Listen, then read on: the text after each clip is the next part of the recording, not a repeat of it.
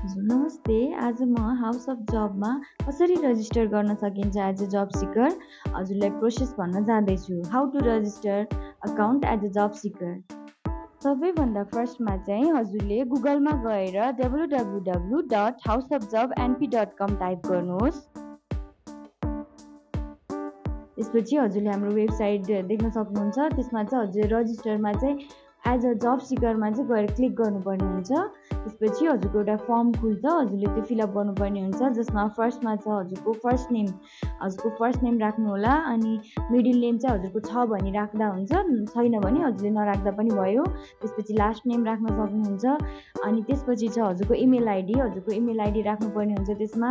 अनि mobile number चाहिँ एकदमै नेसेसरी छ। हजुरको मोबाइल नम्बर चाहिँ करेक्ट मोबाइल नम्बर राख्नुपर्ने हुन्छ, किनभने हाउस अफ जबबाट हजुरलाई ओटिपी नम्बर यही नम्बरको मेसेज बक्समा जान्छ, हजुरले त्यो टाइप गर्नुपर्ने हुन्छ अहिले। त्यसपछि छ हजुरको जब लेभल। हजुरको जब लेभलमा चाहिँ त्यहाँ अप्सन देख्न सक्नुहुन्छ इन्ट्री लेभल। हजुर इन्ट्री लेभल हो भने चाहिँ हजुरको फ्रेसर हो भने हजुरले इन्ट्री लेभल चुज गर्न सक्नुहुन्छ। हजुरको 2-3 इयर्सको एक्सपिरियन्स छ भने मिड लेभल चुज गर्न सक्नुहुन्छ। धेरै एक्सपिरियन्स छ भने चाहिँ हजुरले सिनियर लेभल अनि त्यसै गरी टप लेभल चुज गर्न सक्नुहुन्छ।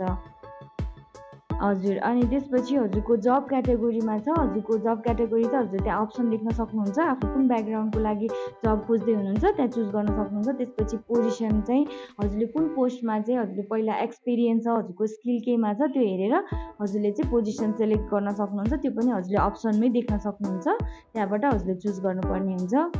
अनि त्यसपछि वर्क भनेको हजुरको फुल टाइम, पार्ट टाइम, फ्रिलान्सिङ भनेर अप्सनमा देख्न सक्नुहुन्छ। हजुर फुल टाइम काम गर्न खोज्दै हुनुहुन्छ फुल टाइम, पार्ट टाइम हो भने पार्ट टाइम त्यसरी चुज गर्ने हो। अनि हजुरको वर्क टाइप चाहिँ फिजिकल र रिमोट भन्ने हुन्छ।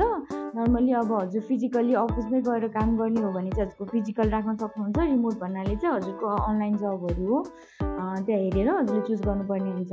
त्यसपछि जेन्डर अनि पासवर्ड चाहिँ हजुरको पासवर्ड हेर्नुहोस् त, त्यहाँनिर हजुरले एक्जाम्पल देख्न सक्नुहुन्छ। पासवर्डमा हजुरले त्यो एक्जाम्पल हेरेर त्यही अनुसारको पासवर्ड राख्नुपर्ने हुन्छ। जस्तै म अहिले पनि हजुरलाई भन्दैछु, हजुरको पासवर्ड राख्दाखेरि चाहिँ अगाडिको लेटर क्यापिटल राख्नुपर्छ। अनि हजुरको बिचमा चाहिँ एउटा स्पेसल क्यारेक्टर भनेको हजुरले ह्यासट्याग चाहिँ राख्न पाउनुहुन्न, अरू जे राख्दा पनि हुन्छ, जस्तै @ राख्न सक्नुहुन्छ। अनि पछाडि चाहिँ हजुरले नम्बर राख्नुपर्ने हुन्छ।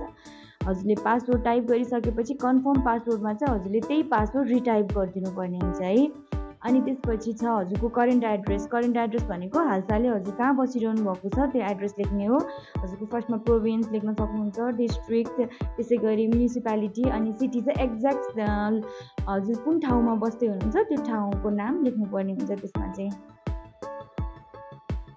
अनि अपलोड प्रोफाइल इमेज भनेको छ, त्यसमा चाहिँ हजुरले फोटो अपलोड गर्नुपर्ने हुन्छ। त्यो चाहिँ अलिकति प्रोफेसनल, अलिकति अफिसियल टाइपको फोटोहरू मात्र अपलोड गर्न सक्नुहुन्छ है।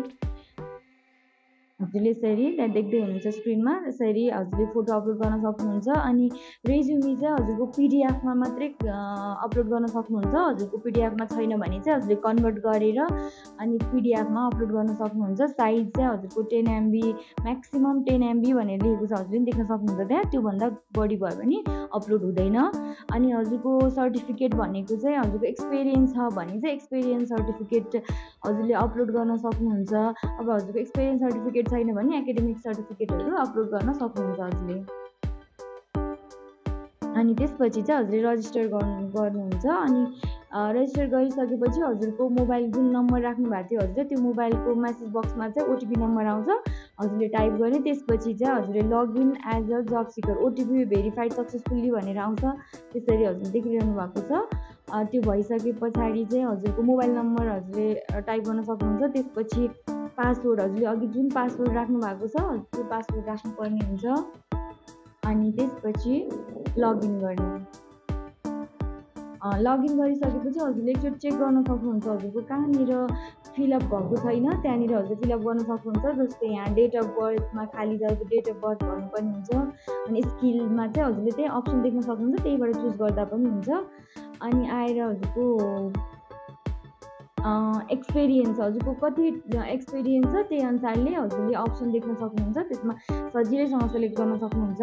अनि यो एक्सपेक्टेड स्यालेरी चाहिँ हजुरको कति एक्सपेक्ट गर्नुभएको छ स्यालेरी हजुरले त्यहाँनिर राख्न सक्नुहुन्छ। अनि डिग्री भनेर राखेको छ। यो चाहिँ हजुरको एकाडेमिक क्वालिफिकेसन कति छ, कति सक्यो हजुरको, त्यो अनुसार राख्न सक्नुहुन्छ। अनि इन्स्टिट्युट नेम भनेको कुन कलेज अथवा स्कुलबाट हजुरले पास आउट हुनुभएको हो, त्यो कलेज इन्स्टिट्युटको नाम लेख्न सक्नुहुन्छ। अनि जब प्रिफर्ड भनेर राखेको छ, त्यो नेपाल र इन्टरनेसनल छ। अब हजुर इन्टरनेसनलको लागि हो भने चाहिँ इन्टरनेसनल सेलेक्ट गर्न सक्नुहुन्छ। पास्ट इयर भनेको हजुर पास आउट कुन इयरमा हुनुभयो त्यो इयर राख्ने हो। अनि अब पर्मानेन्ट एड्रेस चाहिँ हजुरको पर्मानेन्ट एड्रेस कता हो त्यो हेरेर हजुरले प्रोभिन्स, डिस्ट्रिक्ट, म्युनिसिपालिटी, सिटी राख्न सक्नुहुन्छ। अनि त्यसपछि चाहिँ हजुरको प्रोफाइल कम्प्लिट हुन्छ। यो प्रोफाइल कम्प्लिट भइसके पछाडि चाहिँ हजुरको रिक्वेस्ट फर हायरमी गर्न सक्नुहुन्छ। हजुरले हायरमीमा रिक्वेस्ट गरेर हजुरले हायरमीमा राख्नुभयो भने चाहिँ हामीसँग भएको कम्पनीले त हजुरलाई हायर गर्नुहुन्छ नै। अब हाम्रो वेबसाइट भिजिट गर्ने कम्पनीहरूले पनि हजुरलाई हजुरको प्रोफाइल हेरेर चित्त बुझ्यो भने उहाँहरूले डाइरेक्ट हायर गर्न सक्नुहुन्छ। त्यही भएर हजुरले चाहिँ हायरमी रिक्वेस्ट फर हायरमी गर्नुभयो भने चाहिँ हजुरको प्रोफाइल हाइलाइटमा बस्छ। हजुर हायरमीको लागि चाहिँ हजुरले रिक्वेस्ट फर हायरमीमा क्लिक गर्नुभयो भने यसरी देखिन्छ। हजुरको पोजिसन अघि जुन राख्नु भएको छ त्यो अटोमेटिकल्ली आउँछ। अनि टाइम इन्टरभल भनेको हजुरले कति टाइमसम्म चाहिँ हजुर हायरमीमा राख्न खोज्दै हुनुहुन्छ त्यो टाइम इन्टरभल लेख्ने, अनि त्यसपछि रिक्वेस्ट गर्ने।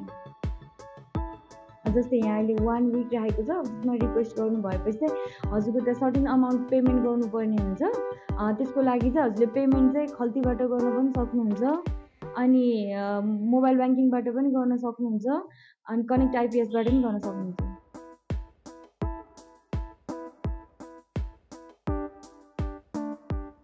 यसरी चाहिँ हजुरको हायरमीमा रिक्वेस्ट गरिसकेपछि यसरी हजुरको प्रोफाइल हाइलाइटमा बस्छ।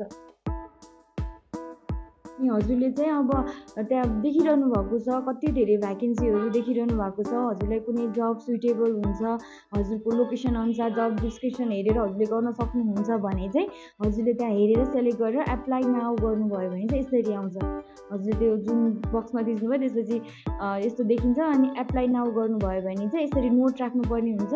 अनि अपलोड रेज्युमे, हजुरको रेज्युमे अलरेडी अपलोड भइसकेको छ अथवा हजुरले हाम्रै वेबसाइटबाट रेज्युमे अपलोड गर्नुभएको छ भने चाहिँ युज माई बिल्ड रेज्युमे गर्न सक्नुहुन्छ है। त्यसपछि एप्लाई गर्ने।